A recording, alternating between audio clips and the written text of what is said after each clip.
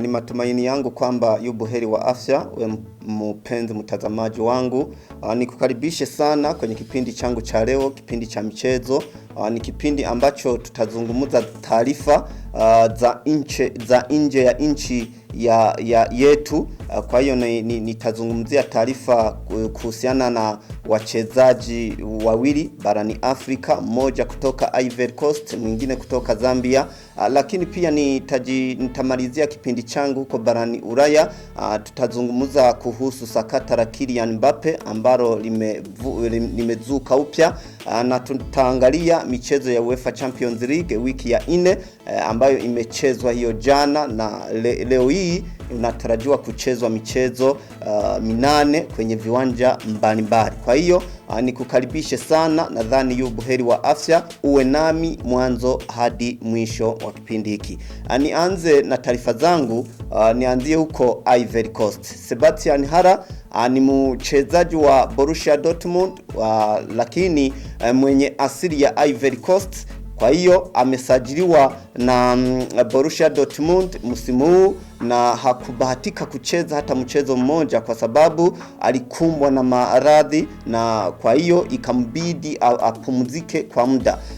Kama alivyozungumza na viongozi wa Borussia Dortmund ni kwamba amewaambia kwamba anajisikia sawa, kwa hiyo afya yake iko inaenda vizuri, anaweza akarudi uwanjani na katikati mwa msimu huu, mwezi wa Januari au Februari mwaka kesho, anaweza karudi na kuendelea na kibarua chake cha kuichezea timu ya Borussia Dortmund. Lakini pia inaweza ikawa ni taarifa nzuri kwa Ivory Coast, kwa sababu na wao wanamtegemea sana, na wako wanaandaa kombe la mataifa barani Afrika litakalo chezwa huko mwaka wa 2024. Tutoke Ivory Coast tuelekee huko Zambia. Kuna mchezaji anayejulikana kwa jina la Enoch Mwepu. Huyu ni nahodha wa timu ya taifa ya Zambia, Chipolopolo Boys.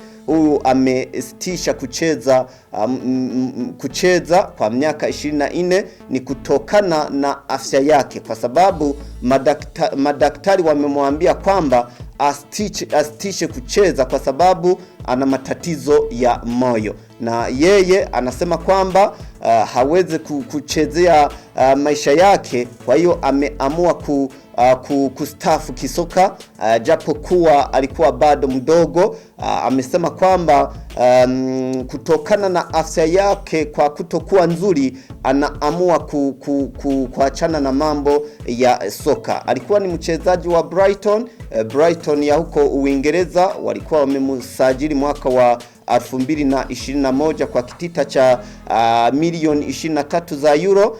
Kwa hiyo kwenye michezo ambaye ameichezea timu yake ya Brighton, ni kwamba amefunga mabao 2 na kutoa ile mipira ambayo inazaa bao 6. Kwa hiyo maisha yake ya kisoka anaachia hapo, lakini pia nasema kwamba nilikuwa na mengi ya kufanya kuhusu nchi yangu, lakini pia na timu ambayo nilikuwa naichezea hivi sasa, lakini ndio hivyo, maisha ndio hivyo. Na Brighton hawakusita kumtakia mafanikio kwenye maisha mapya ambaye anaenda kuyaishi ya hapo baadaye. Tutoke barani Afrika tuelekee huko barani Ulaya. Barani Ulaya tuanzie kwenye sakata la Kylian Mbappe.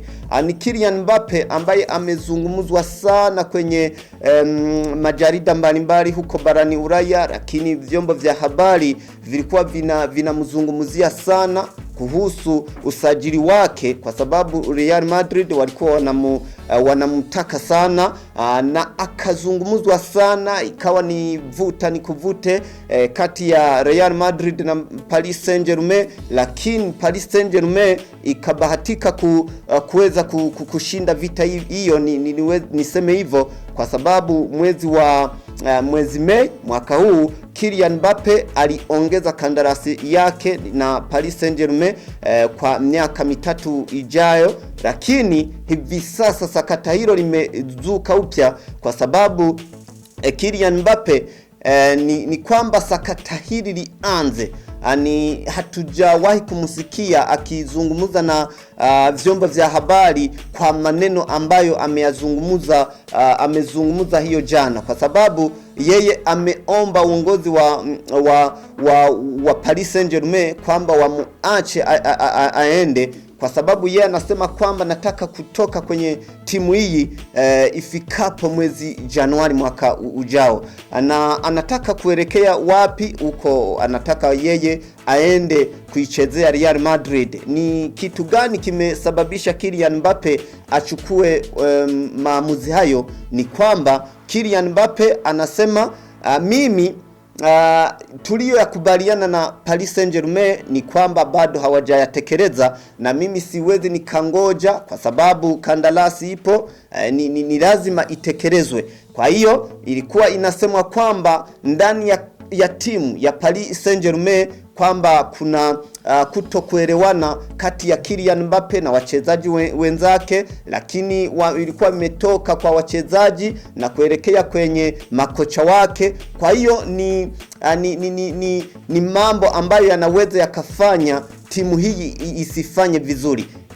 Uongozi wa Paris Saint-Germain wao wanasema kwamba tumepata taarifa hizo na tunaenda kuzishughulikia. Tutoke kwenye sakata hilo, tuzungumuze kidogo kuhusu ligi ya mabingwa barani Ulaya. Ni ligi ya mabingwa barani Ulaya ambayo imeingia wiki yake ya 4 hiyo jana. Wamecheza michezo 8. Paris Saint-Germain iligawa na Benfica bao 1-1. Shakhtar Donetsk wakagawa na Real Madrid kwenye dakika za mwisho, sekonda za mwisho, Real Madrid wakasawajisha ikawa ni 1-1. Copenhagen wakatoka draw na Man City 0-0. Borussia Dortmund katoka ilikuwa ni sare ya bao 1-1 na FC Sevilla, lakini ni Milan AC ambayo imeshindwa na hii timu ya Chelsea. Maccabi Haifa wameshinda Juventus ambayo inaendelea kuzorota mabao 2-0. Dinamo Zagreb wamegawa na Strasbourg 1-1 na Celtic wakashindwa na Leipzig bao 2-0. Hii leo kuna michezo mingine 8 ambayo inatarajiwa kuchezwa. FC Barcelona wataipokea Inter Milan, Napoli wataipokea Ajax saa 12 na dakika 45.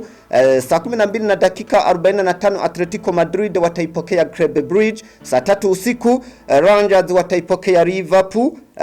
Victoria Prison wataipokea Bayern Munich. Leverkusen wataipokea Porto. Tottenham na Eintracht Frankfurt, lakini pia Sporting watacheza na Olympique Marseille. Nikushukuru sana we mpenzi mtazamaji wangu, baki nasi, tembelea kurasa zetu za Facebook na YouTube Kitega Entertainment, unatupata na kutakia maisha mazuri na ushinde salama. Chao.